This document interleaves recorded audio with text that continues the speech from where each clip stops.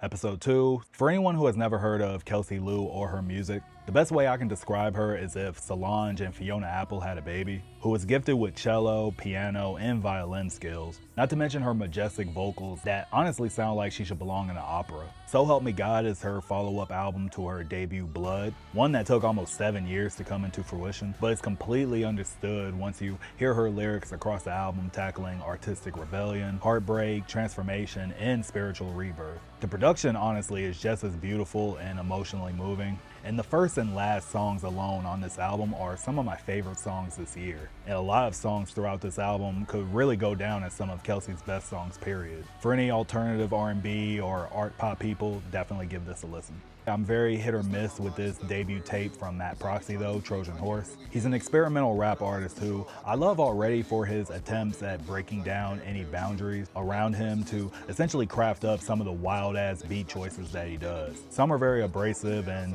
discombobulating.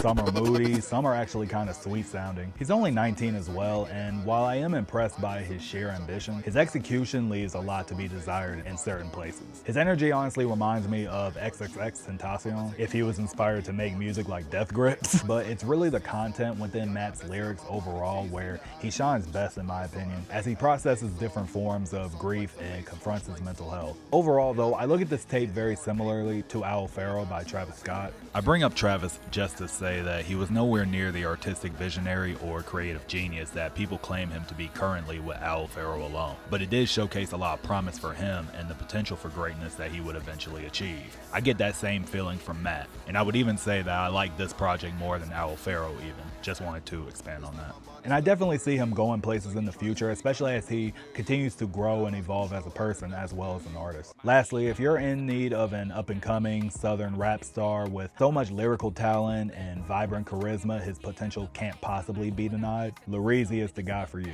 His debut Skiddle Bandana is a perfect way to introduce yourself to his music. I love his combination of energetic flows, clever bars, very catchy hooks, and relatable storytelling. He has this rambunctious energy of like a late 90s Lil Wayne, merged with the thoughtfulness and the sincerity of a Kendrick or an Andre 3000. He also showcases a multitude of positive and healthy perspectives relating to self-motivation, personal relationships, protecting women, and joyfully embracing self-love in regard to one's Black identity.